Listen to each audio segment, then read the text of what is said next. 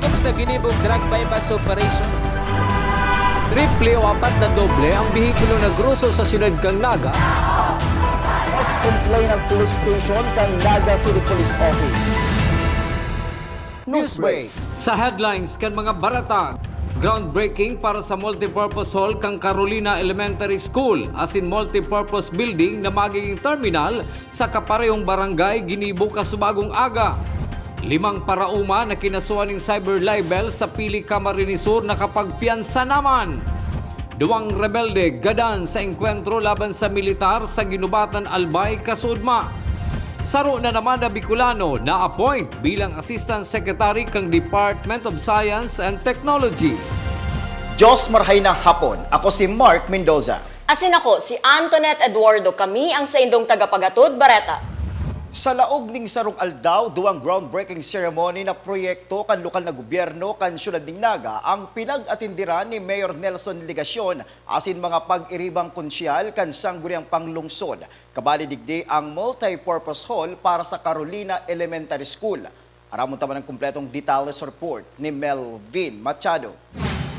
Pinanginutan ni Naga City Mayor Nelson Ligacion ang groundbreaking ceremony kan iko-konstruir na multipurpose hall para sa Carolina Elementary School. Kaibahan kang alkalde, nagkapirabiyembros kang sangguniang panlunsod kang Naga. Presente man sa aktibidad sina Carolina Elementary School Principal Maria Teresa Ruizo, asin punong barangay Yofresina Mangiat kan barangay Carolina. Susuki Principal Ruizo, haloy na subutid ang pinagmamaot na mapakarhay ang sedang multipurpose hall. Alagad ngunya lang napunduhan sa administrasyon ni Mayor Nelson Ligacion. Halos tulong dekada na po nakaagi. Day po natatawanan ng budget. Sungunya lang po sa panahon ni Mayor Nelson. As in kansayang pag-iriba and then sa sakuya man pong administrasyon na mari-repair ini yung multipurpose hall ngunyan. Kaya ugmahon po akong maray, ugmahon po ang bilog na pamilya kang Carolina Elementary School. Lalong-lalo na pa mga eskwela na sinda pang makikinabang kang building pong iyan. Sa mensahe ni Mayor Ligacion, inako kainin na ba kung kasing dakula ang proyekto sa Carolina Elementary School kumpara sa ibang proyekto kang lokal na gobyerno kang Naga. Alagad, importante man subot ini, hulit ang makikinabang iyo ang mga kaakian. Si Bagutang City Hospital, duman sa Balatas, dakulaon pong proyekto ito. Si Pupo Nantana pong Dormitel, dakula pong proyekto. Center for Safety and Resiliency. Si Itutugdokta po na Convention Center, dakula pong proyekto po ito, kumpara po digdi. Pero para po sa Samuya, sadit o dakula, dakula o sadit, parehong mahalaga, parehong importante. Lalong-lalo na sa kaso po kaining multipurpose hall, kan Carolina Elementary School ang magamit, ang makikinabang, iyo po ang satuyang kaakian na mahalaga po sa satuya. Oras na mahaman ang multipurpose hall sa Carolina Elementary School, digdi naman subot gigibuhon ang feeding program as ibang aktibidad kan mga estudyante kanasabing eskwelahan. Para sa GNN TV 48 Naga, Melvin Machado, Newsbreak. Mientras tanto, ginibuman kan subagong aga ang sarupang groundbreaking ceremony sa Barangay Carolina, Syudad ning Naga. Iniiyo ang multi-purpose building na gigibuhong terminal. Ang details report ni Antoinette Eduardo. Matapos ang groundbreaking ceremony sa Carolina Elementary School, lipat naman ang grupo ni Mayor Nelson Ligacion sa groundbreaking ceremony kan Phase 1 Multipurpose Building sa 10 ektaryang lote sa Barangay Carolina.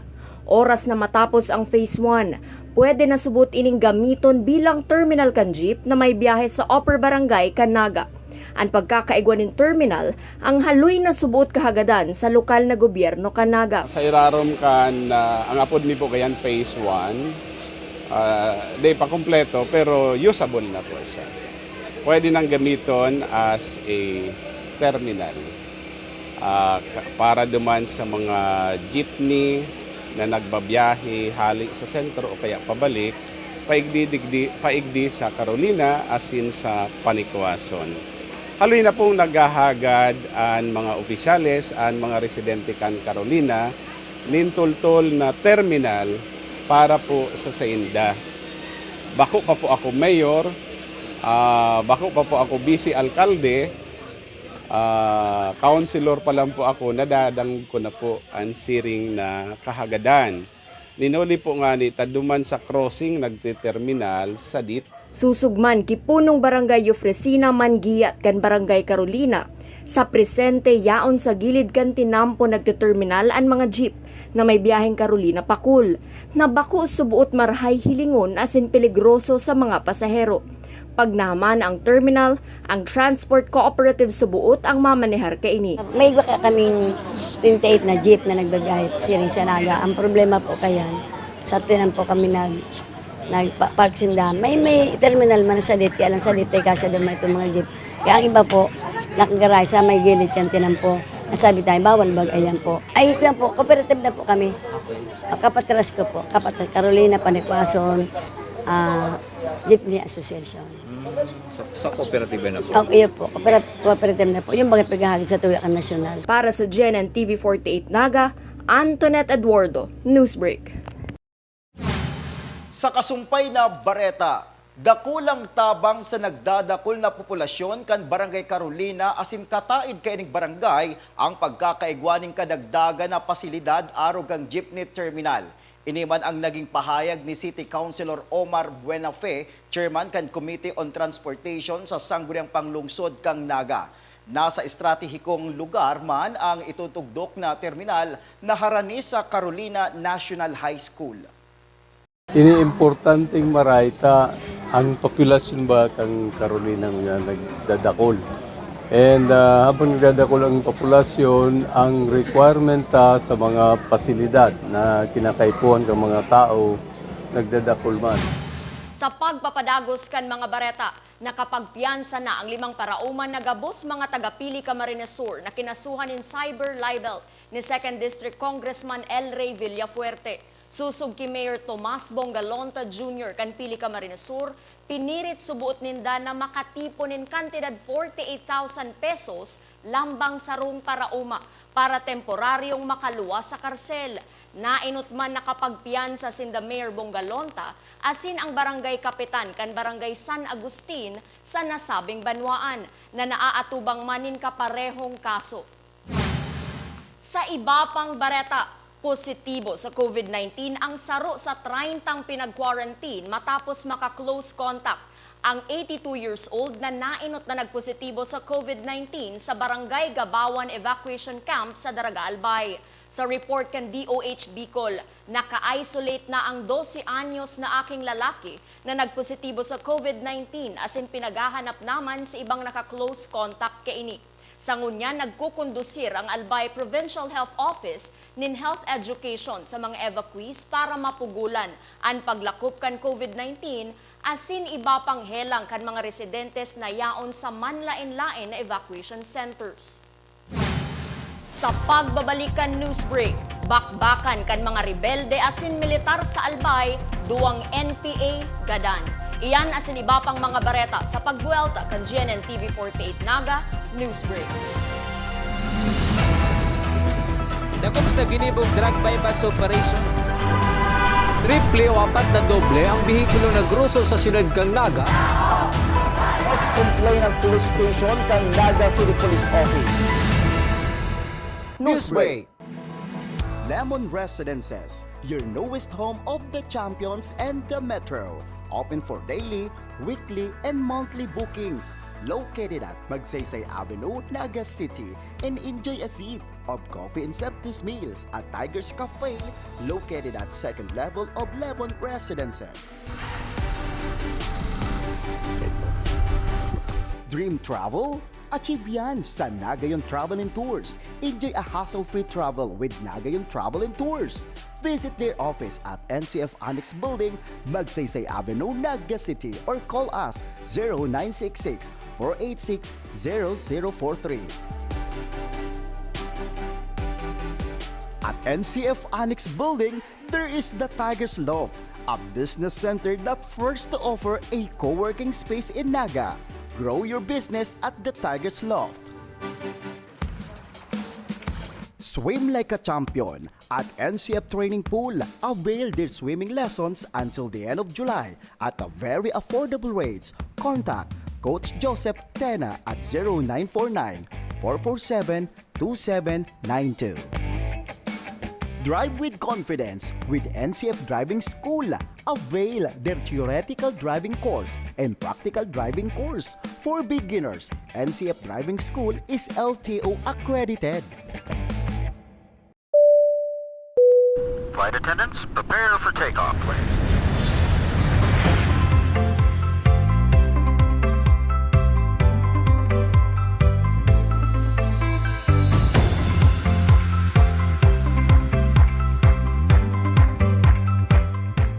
Slip life vest over your head. Take the tape around your waist.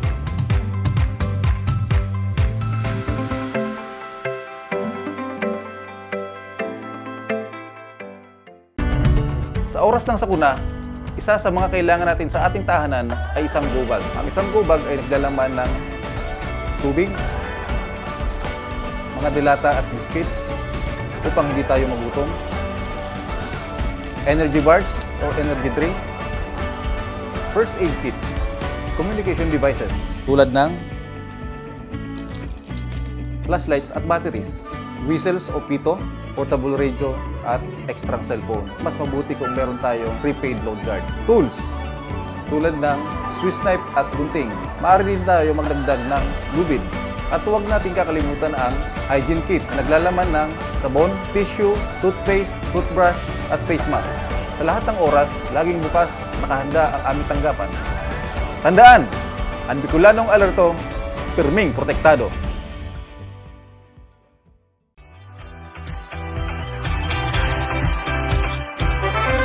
The Mariners Tourism and Hotel Institute is an institution that offers hotel accommodation, food and beverage services, and different programs and international cuisine.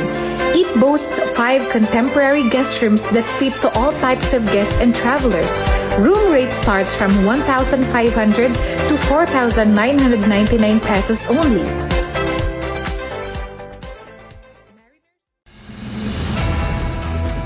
Dakop sa ginibong drug bypass operation.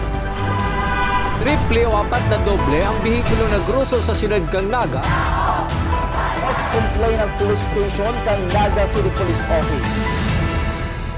Newsbreak. Sa pagpapadagos kan mga bareta, kinumpirmar ni City Councilor Omar Buenafe na ngunya na hapon ang schedule para sa saindang coordinating conference. Kaibahan ang mga taga-Department of Education para sa pagpaplano kan gigibuho na Regional Military Parade Competition sa Peña Francia Fiesta. Naglalaom ang konsehal na aatenderan ini kan mga opisyales kan DepEd sa pangingenot ni Regional Director Gilbert Sadsad. Enot nang nagpaluwas ng executive order si Mayor Nelson Legacion na nagahaman kan mga komitiba para sa mga aktibidad sa papaabuto na kapistahan sa bulan kan Setyembre. Incidentally, ngunya na hapon, alas 2 sa hapon, igwa kaming coordinating conference. Igwa kitang coordinating conference to be attended by the DepEd officials. Expected ta na maabot man si Regional Director ng DepEd, si Schools Division Superintendent ng Camarines Sur and Naga City. Sa satuyang police report, dating security inspector arestado sa pagpabakal sa buot din Shabu. Aramon taman ng kumpletong detalye sa report ni Jerome Breeze. Dinakop kan mga personahes ka na Pili Municipal Police Station ang sarong nga dating security inspector matapos ang ginibong drug bypass operation sa Del Rosario Pili Camarines Sur alas 11:50 nin udto kasuodma. Sigun sa report, ang suspect na si RJ Alcantara, 36 anyos, nabakalan ng kantidad 500 pesos na illegal na droga, asin na-recover pa ang 2 plastic sachet na may ilog ng pinagtutubo ng Shabu. Ang nasabing suspect ay konsiderado nga street level individual sa sendang lugar, basado naman sa record kan PNP. Ang suspect ana nasa kustodiya na na PNP Pili, tanganing sangatanin kasong pagbalgar sa RA 9165 on Comprehensive Dangerous Drugs Agop 2002. Para sa Janan TV48 na Jerome Breeze, Newsbreak. Sa iba pang police report, duwang pinagtutubudang rebeldeng New People's Army ang binawian in buhay sa nangyaring engkwentro laban sa tropa kang 49th Infantry Battalion Philippine Army kasuod mang udto sa Barangay Balolo, Ginubatan, Albay. Nagrespondi lang subuot ang militar huli kan impormasyon na igwa subuot nin armadong kalalakihan sa nasabing lugar. Aabuton sa 12 rebelde ang nakaengkwentro kan militar. Na-recover man ang sarong M16 rifle, sarong M635 rifle, duwang anti-personnel mines, asin 5 backpacks. Sa iba pang police report, karambola nin 4 na bihikulo sa Pili Camarines Sur, Saro, Gadan. Aramon ang kumpletong detalye sa report ni Jerome Breeze. Gadan ang sarong backrider nin motorsiklo matapos ang nangyari nga karambola nin 4 na bihikulo sa kalabaan ka na Barangay Anayan, Pili Camarines Sur, alas 6 sa Kasubanggi. Sigon ki Police Staff Sergeant Alejandro Padrona II, investigador kan kaso, mantang pigubagtas ka na motorsiklo ang tinampo pasiring sa Banuanin, Bula, na minamaneho ni Nestor Basco kan aksidente ni nga magslide sa motorsiklo, asin pigiwasan na kan kasunudan na utility van na minamaneho man ni Jobert Castillo, asin nakabudal man ini sa nakaparadang drop side truck. Dahil manaiwasan ang utility van kan sarong elf truck na minamaneho ni Reynaldo Basco, asin sarong pang motorsiklo na minamaneho man ni Gerald Dugay sakay ang backride na si Renato Galban na tulos na nakaapo na sa tinampo na naging rason kan sa iyang pagkagadan. Ang nangyari po, yung B1 po, isa po siyang motorsiklo traveling southbound direction papuntang Bula. Pagdating po doon sa area is, nag-slide po yung motor niya. Tapos po, pagka-slide ng motor niya, yung nakasunod pong sasakyan, yung Bito, iniwasan siya. Tapos, pag-iwas niya, kinabig niya po yung manibilya niya sa kaliwa, approaching po doon sa opposite direction ng northbound. Ngayon po, pagkabig niya po doon sa hindi niya po na-control yung manibela niya. Tumama po doon, bumangga po doon sa vehicular tray B3, kung saan po nakaparada yung truck na yon sa shoulder lane. Yung driver po noon ng B3, vehicle 3, kumakain po doon sa isang kainan, pati po yung painante niya. Ngayon po, pagkabangga doon sa B3 ng Bito, yung approaching naman po na traveling northbound direction, yung B4 po traveling heading downtown Central Pili, occupying inner lane. Hindi niya na po na iwasan yung Bito na bumangga doon sa B3. Kaya ang nangyari po is nabangga niya yung Bito vehicle to. Tapos, yung shoulder lane po, yun po ang occupying po yun ng B5, vehicle 5, which is ito pong motor na hindi ko na po inabutan yung driver saka yung backride. Sa ngunyan hinahalat pa kan pamilya kan biktima kung makaso sa driver ka na utility van matapos ang nasabing aksidente. Mantang nagpaparahay pa man sa ospital ang duwang driver kan bihikulong na embwelto sa insidente. Para sa Janan TV48 na Jerome Breeze, Newsbreak. Sa iba pang bareta, saro na namang Bicolano na appoint bilang Assistant Secretary kan Department of Science and Technology. Bistuhon ta siya sa sakuyang report. Well, there's only one message I can say, that government works. And I'm very happy about that. Kaugmahan subuot ang namatean kan Bicolanong si Dr. Napoleon Juanillo Jr. matapos siyang mai-appoint bilang bagong Assistant Secretary kan Department of Science and Technology ngunyan lang na bulan in Hunyo sa administrasyon ni Presidente Bongbong Marcos. Enot na natawan pwesto sa gobyerno si Juanillo kan administrasyon ni dating Presidente Noynoy Aquino na sinundan kan panahon ni dating Presidente Rodrigo Duterte. The first time I had a government position was under President Noynoy Aquino, under the Commission on Higher Education. Then it was followed by another presidential appointment under President Duterte, and now as for the DOST under President Marcos. These are not politically motivated appointments. It's just really on the basis of recommendations from peers. And I'm very, very happy for the trust. Sigun man ki Juanillo, digdi sa Bicol, saro sa mawut niyang taawanin pag-aadal sa pagtukaw niya bilang Assistant Secretary kan DOST, iyuan mas pang pagpapapusog asin mas pagpagayon kan pili industry digdi sa rehiyon. For Bicol, it's the pili industry. The pili industry has to be powered up by science and technology. And so the more we learn about it along the whole chain of producing and selling pili, and every chain, every node of the chain would need a good study backed up by science and technology. Aki pa ako, nasa garapon na ang pili, But maybe there have been some progressions, but I think we can do more. And I don't have the answers for that. And that's exactly what the post is all about, to provide platforms for Bicolano scientists to start exploring answers, search for problems, and then provide solutions for those answers. Para sa GNN TV 48 Naga, Antoinette Eduardo, Newsbreak. Asin yan ang mga bidang baretang nakalap kan mas pinakusog na puwersa kang GNN TV 48 Naga News and Bicol Affairs. Day malingaw na i-follow ang samayang official Facebook fanpage GNN TV 48 Naga. Ako po si Mark Mendoza. Padagos kaming mahatod din mga baretang garantisadong nangingenot asin napapanahon. I-hit ang subscribe button sa samuyang official YouTube channel GNN TV 48 Naga, tanganing updated kita sa mga bareta asin istoryang bida. An Bicolano, ako si Antoinette Eduardo asin ini ang GNN TV 48 Naga Newsbreak. Dakop sa ginibong drug bypass operation. Triple o apat na doble ang bihikulo na gruso sa siyudad kang Naga. Mas complain ng police station kang Naga City Police Office. Newsbreak.